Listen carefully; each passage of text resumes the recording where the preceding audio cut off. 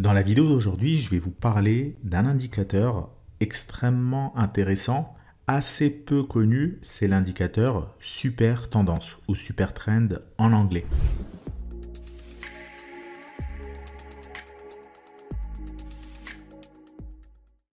C'est un indicateur intéressant à plusieurs titres. Déjà, c'est un indicateur qui est vraiment simple à utiliser. C'est un indicateur dont les résultats sont intéressants. On va le voir justement en deuxième partie de vidéo. Et c'est aussi un indicateur très visuel.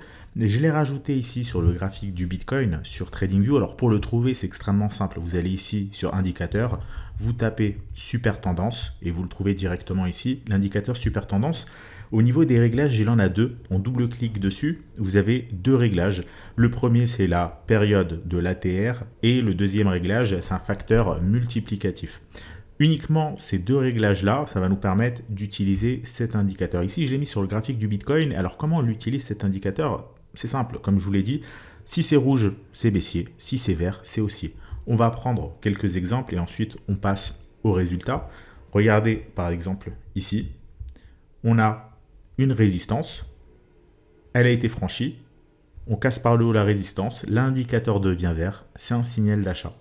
On est ici au-dessus, on reste en tendance haussière, on rebondit ici sur le super trend qui devient du coup support, et là on casse par le bas, signal de vente, on revend.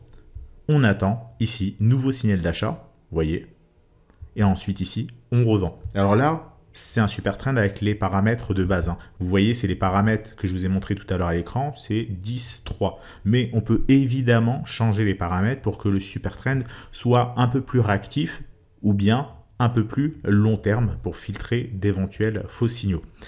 Ici, donc, on revend et vous voyez, ça permet de profiter de toute cette tendance.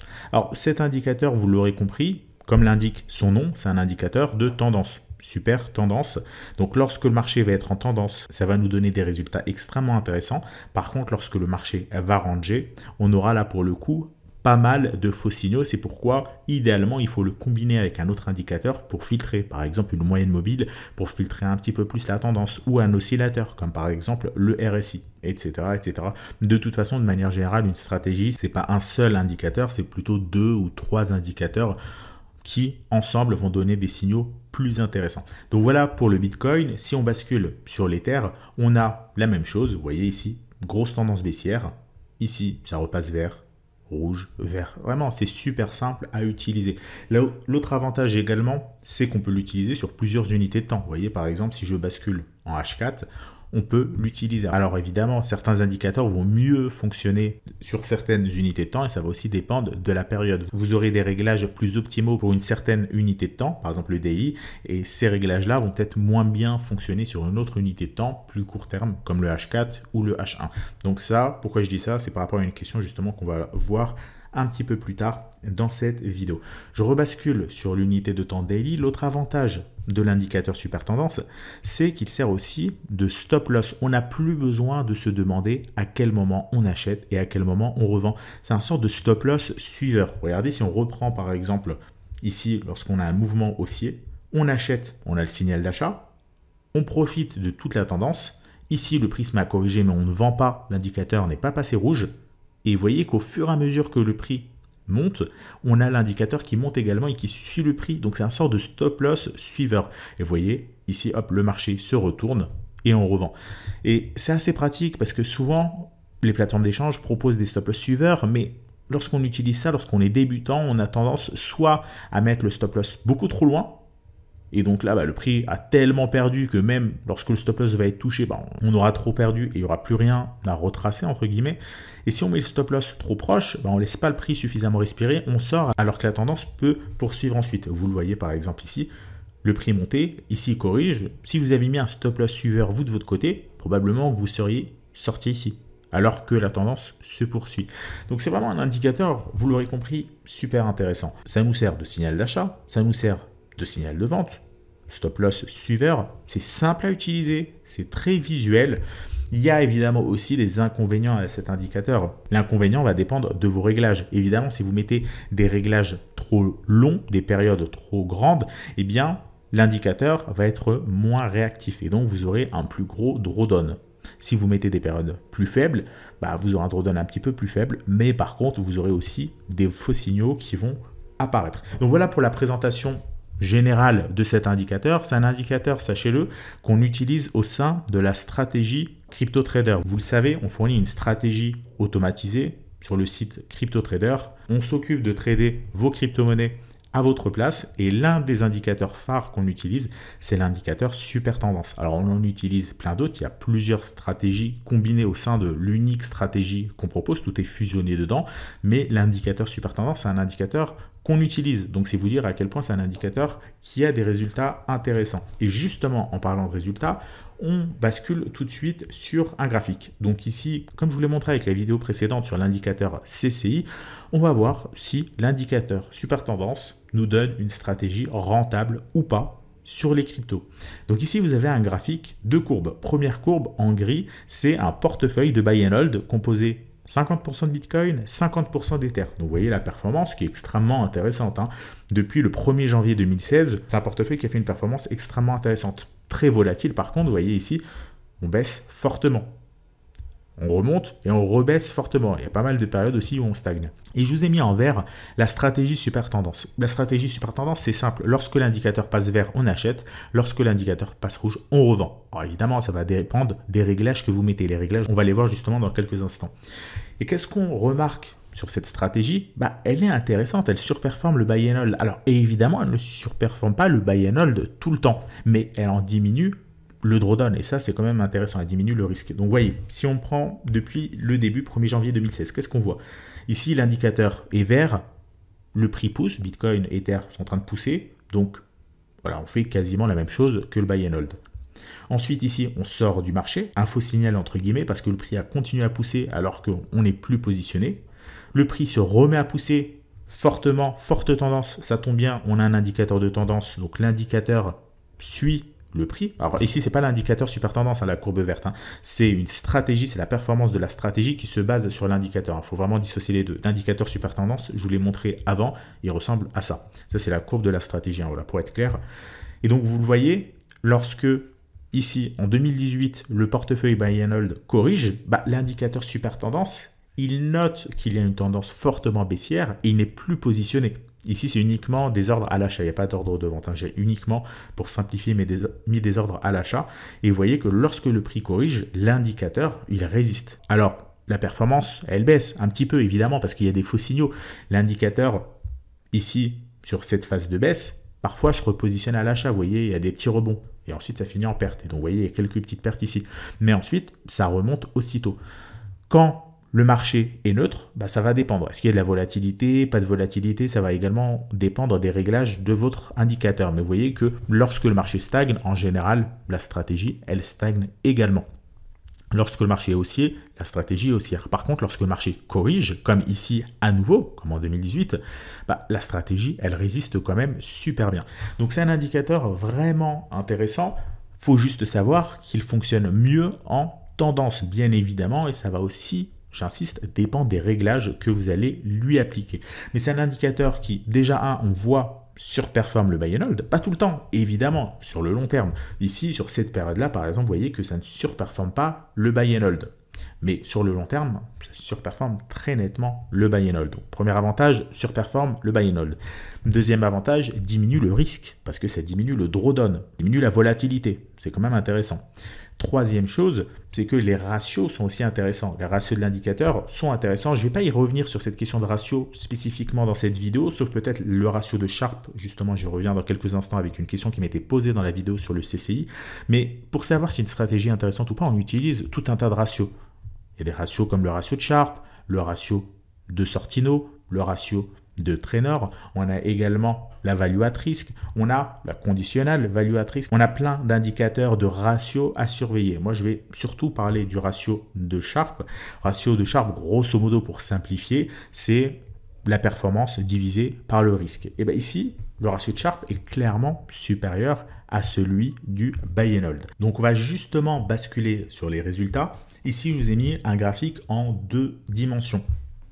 vous avez différents points en fonction des réglages de l'indicateur. Alors, vous ne le voyez pas forcément en bas, mais en bas, c'est le paramètre, le premier, la période de l'ATR, et à gauche, c'est le facteur multiplicatif. Donc, en bas, vous le voyez, j'ai fait varier la période de l'ATR entre 1 et 20. Sachant que le réglage par défaut, c'est 10. Donc, j'ai fait varier entre 1, 2, 3, 4, etc. avec un pas de 1, entre 1 et 20. Et à gauche, j'ai fait varier le facteur multiplicatif avec un pas de 0,1. Donc, on commence à 1, 1,1, 1,2, 1,3, etc. jusqu'à 5, sachant que le réglage par défaut, c'est 3. Vous voyez, on est bien au milieu à 3, en bas à 10, les réglages par défaut. Et le but, c'est de faire varier un petit peu ces paramètres pour essayer d'observer différents résultats. On a donc ici le graphique sur le Bitcoin et dans quelques instants, je vous montrerai également celui sur l'Ether. On a également différents points, donc chaque point correspond à un réglage spécifique. Par exemple, si on prend le point tout en haut à gauche, c'est le point qui correspond à une période de 1 et un facteur multiplicatif de 4,9. Ça ne va pas jusqu'à 5, ça s'arrête à 4,9, tout simplement parce que le 5 n'est pas inclus dedans, mais ça c'est un détail, c'est pas très important. Et ensuite, chacun des points va avoir une couleur potentiellement différente. La couleur, elle va dépendre du ratio de Sharpe, des réglages, de la stratégie qui est obtenue via les réglages. Donc à droite, vous avez la légende. Plus c'est rouge, plus la stratégie est mauvaise, enfin, plus le ratio de Sharpe est bas, plutôt que la stratégie elle peut être très bonne. Par exemple, pour illustrer, le Bitcoin a en moyenne un ratio de Sharpe entre 1 et 1,5, en fonction de la période, en fonction de plein de choses, mais grosso modo, on est entre 1 et 1,5. Vous voyez ici que dans le pire des cas, on a un ratio de Sharpe aux alentours de 5. C'est déjà extrêmement positif. Et on va jusqu'à ici quasiment 9. Donc si on est bleu, stratégie extrêmement intéressante en termes de ratio de Sharpe. Si on est rouge, stratégie pas intéressante.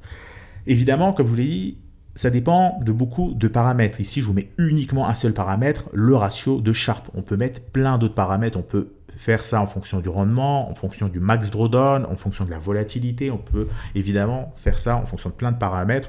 Peut-être que je ferai varier dans les prochaines vidéos, je mettrai d'autres paramètres, mais ici on a le ratio de Sharpe. Qu'est-ce qu'on constate? Alors désolé, c'est un petit peu long pour vous introduire ce graphique, mais comme c'est la première fois que j'en parle, il faut quand même que je vous l'explique pour que voilà, vous sachiez vraiment comment l'utiliser, comment l'interpréter. Qu'est-ce qu'on constate? On constate qu'on a quand même beaucoup de points bleus, un peu de points jaunes, un peu de points rouges. Et que les meilleurs paramètres depuis le 1er janvier 2016, ça c'est important, c'est depuis le 1er janvier 2016, si on commence en 2017, 2018, etc., c'est différent.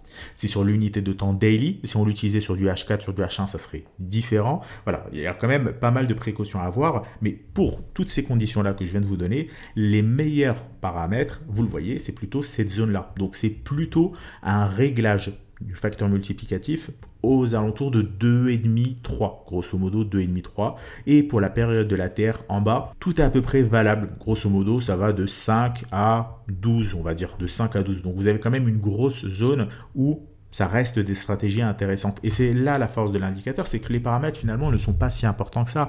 Parce que oui, là, on aura des paramètres optimaux, mais en fait, les paramètres qui sont en bas, avec ici un facteur multiplicatif de 1, c'est déjà très bien. Parce que oui, c'est rouge, mais rouge, c'est déjà un ratio de Sharpe de 5. C'est bien mieux que le buy and hold de Bitcoin. Donc, tout ça, tous ces points-là sont vraiment super intéressants en termes de paramétrage. Il n'y a pas besoin d'en sélectionner un spécifiquement. Il faut faire attention évidemment à ne pas suroptimiser vos indicateurs lorsque vous les utilisez. Et de toute façon, ce qui compte, ce n'est pas tant le paramètre de l'indicateur, c'est comment vous allez l'utiliser. Est-ce que vous allez bien respecter les différents critères de l'indicateur? Bon, le super trend est extrêmement simple à utiliser, mais pour d'autres, c'est un petit peu plus compliqué. C'est un peu plus voué à interprétation. Mais attention à ne pas faire évidemment de la suroptimisation. Donc voilà par rapport à ça. Alors là, vous allez peut-être me demander pourquoi il manque des points. Vous voyez que là, on a pas mal de points, mais il y a certains endroits où on n'a pas beaucoup de points, il y a des creux, et surtout, on n'a pas de points sur tout le coin ici en haut à droite. Alors, on n'a pas de points tout simplement parce que j'ai mis des critères pour afficher ces points-là. Tous ces points qui sont ici ils respectent 3 critères. Le premier critère, il faut que la performance soit supérieure au buy and hold. Donc, vous voyez, alors c'est tous les 3 points réunis. Hein. C'est pas parce qu'il manque un point que ça ne respecte pas ce critère-là. Mais si un point est manquant, c'est parce que soit ça fait moins bien que le buy and hold, soit le drawdown, le max drawdown est supérieur au buy and hold, ou soit le ratio de Sharpe est moins bon que le buy and hold. Alors ça peut être les 3 en même temps, ça peut être 2 sur les 3, ça peut être un seul sur les 3, mais quoi qu'il en soit, voilà, vous voyez que tout ça, c'est vide, tout simplement parce que c'est des paramètres qui ne sont pas recommandés. C'est-à-dire, ici, avoir par exemple un facteur multiplicatif supérieur à 3 et en même temps avoir une période en bas de l'ATR supérieure à 7 par exemple, c'est pas recommandé. Idéalement, c'est mieux d'être sur cette zone-là en bas à gauche. Comme je vous l'ai dit tout à l'heure, plutôt un facteur multiplicatif aux alentours de 2,5 et plutôt une période, on va dire, entre 5 et 10. Alors évidemment, ça c'est valable sur le Bitcoin, mais sur l'Ether, on peut avoir des résultats peut-être totalement différents et c'est justement ce qu'on va voir dès à présent. Donc ici, vous avez le graphique de l'Ether. Vous voyez que pour le coup, les points qui manquent ne sont pas au même endroit. Ici, il manque des points plutôt en haut à gauche et plutôt sur toute la zone basse.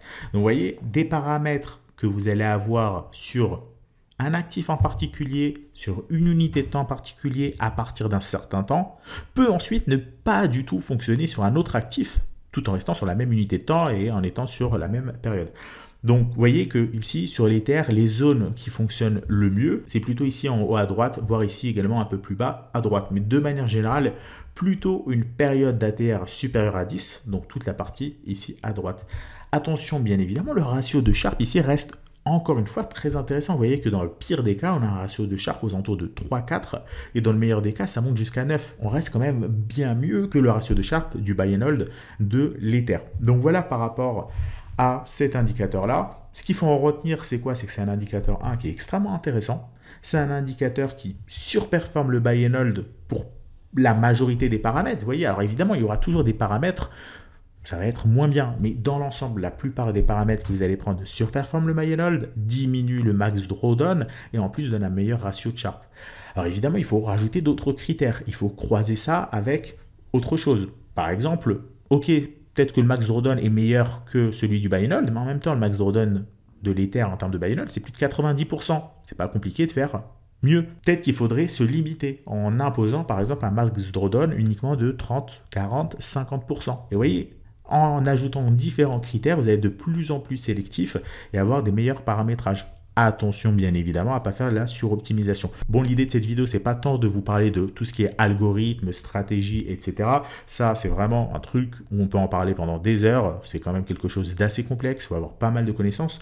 Le but de cette vidéo, c'est surtout de vous présenter un indicateur clé en main, extrêmement simple à utiliser. Paramétrage par défaut, c'est très bien. Peut-être que vous pouvez améliorer légèrement les paramètres en fonction des actifs que vous allez trader, en fonction de l'unité de temps dans laquelle vous allez être. Mais de manière générale, c'est un indicateur qui est très bien. Maintenant, encore une fois, il faut le coupler avec un autre indicateur, peut-être moyenne mobile, peut-être RSI, peut-être le CCI que je vous ai présenté dans la précédente vidéo, ou peut-être même les volumes. Justement, je vais vous faire une vidéo pour vous parler des volumes et d'un indicateur qui s'appelle Loan Balance Volume, l'OBV, qui est aussi très intéressant et qu'on utilise aussi au sein de la stratégie Crypto Trader. Donc voilà par rapport à cet indicateur. J'espère vous l'avoir fait découvrir si vous ne le connaissiez pas. J'espère en tout cas aussi avoir été clair dans cette vidéo. Je vous rappelle que c'est un indicateur qu'on utilise au sein de Crypto Trader et qui donne des résultats assez intéressant. Je vous laisserai visiter justement le site. Vous trouverez le lien dans la description. Passons maintenant aux questions qui m'ont été posées dans la précédente vidéo sur le CCI. Il y en a trois. Trois questions que j'ai sélectionnées. Je vais y répondre assez rapidement. Première question d'Olivier. Par rapport à l'indicateur CCI, la stratégie que j'ai présentée, qui dit qu'il aurait tendance à penser que cette stratégie a un mauvais ratio de Sharpe et limite dans les drawdowns. Alors, un mauvais ratio de Sharpe, non. La stratégie sur le CCI a un bon ratio de Sharpe, aussi bon que le super trend que je viens de vous montrer. J'aurais pu, c'est vrai, vous montrer ça dans la vidéo sur le CCI. Là, j'ai pas refait la même chose justement sur le CCI, vu qu'on en a déjà parlé précédemment. J'ai préféré directement aller de l'avant et vous montrer ça sur l'indicateur super tendance. Ce qu'il faut retenir, c'est que les résultats sont sensiblement identiques. C'est sensiblement identique, le ratio de Sharpe est meilleur que celui du buy and hold. Et si la vidéo est pas trop longue, j'essaierai dans les prochaines vidéos de vous remettre ça, les résultats, le ratio de Sharpe, etc. En essayant aussi de temps en temps de vous faire varier ce que je vous montre pour que je ne vous montre pas toujours la même chose. Et aussi essayer de faire des vidéos quand même qui restent accessibles et assez courtes. Sinon, à force de faire des vidéos, les indicateurs que je vais vous montrer vont s'accumuler. Ça va faire des vidéos d'1 heure. Deuxième question de Sico401. D'une façon générale, est-ce que les indicateurs ont la même pertinence dans les différentes unités de temps? Si ce n'est pas le cas, pourrais-tu le préciser? Alors, de manière générale, est-ce que les indicateurs ont la même pertinence dans les différentes unités de temps? Ça dépend des réglages en fait. Un indicateur, comme le super tendance, peut fonctionner sur toutes les unités de temps, mais ça va dépendre des réglages que vous lui appliquez. Certains réglages vont faire que l'indicateur fonctionne mieux en daily, d'autres vont faire qu'il fonctionne mieux sur une certaine unité de temps. Certains réglages vont faire en sorte que l'indicateur fonctionne mieux en tendance, d'autres réglages vous permettre de plus filtrer peut-être les faux signaux lorsque le marché est en train de ranger. Ça va beaucoup dépendre des réglages. Après, vous avez aussi des indicateurs qui n'ont pas de réglage. Par exemple, les volumes. Les volumes, on n'a pas vraiment de réglage, on obtient juste les volumes comme ça. Eh bien, ça va aussi dépendre de l'unité de temps. Un indicateur comme les volumes, pourquoi vous prenez le Forex, le marché du Forex, qui lui n'est pas ouvert 7 jours sur 7 et qui n'est pas aussi tradé de la même façon en fonction des horaires. Vous prenez par exemple des paires comme le dollar contre le yen japonais ou l'euro contre le yen japonais, vous allez remarquer qu'il y aura des horaires où ça va être beaucoup plus tradé, par exemple lorsque c'est la journée du côté asiatique. Et il y aura des horaires où ça sera beaucoup moins tradé. Donc vous allez avoir des pics de volume sur certains horaires et des creux sur d'autres. Si vous regardez par exemple l'unité de temps H1, ça va faire une sorte de sinusoïde. Ça va monter, redescendre en fonction de l'horaire. Cet indicateur-là, vous voyez bien qu'il dépend de l'unité de temps. Parce que si vous vous mettez sur du H1, ça fait une sinusoïde. Si vous vous mettez sur du daily, ça va être plutôt stable. Parce que les volumes sur une certaine paire Forex vont être sensiblement les mêmes d'un jour à l'autre, mais différents d'un horaire à l'autre. C'est également pareil pour les actions. Donc voilà, pour répondre à la question de Sico 401, les indicateurs n'ont pas la même pertinence dans les différentes unités de temps. Ça va dépendre à la fois des réglages, ça va aussi dépendre de l'indicateur en lui-même, mais aussi du marché que vous tradez. Enfin, j'ai sélectionné une dernière question.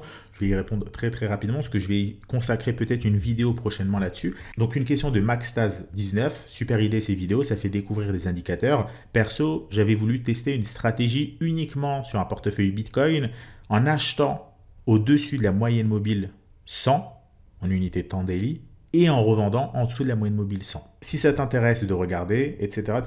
Donc, c'est quelque chose que je vais faire dans une prochaine vidéo. Comme je vous l'ai dit dans la vidéo sur le CCI, vous me proposez des stratégies et moi, je vous montre des graphiques, comme j'ai pu vous montrer ici avec le super tendance, savoir si la stratégie que vous proposez est intéressante ou pas, et également essayer d'y apporter ma pierre à l'édifice en vous proposant des améliorations.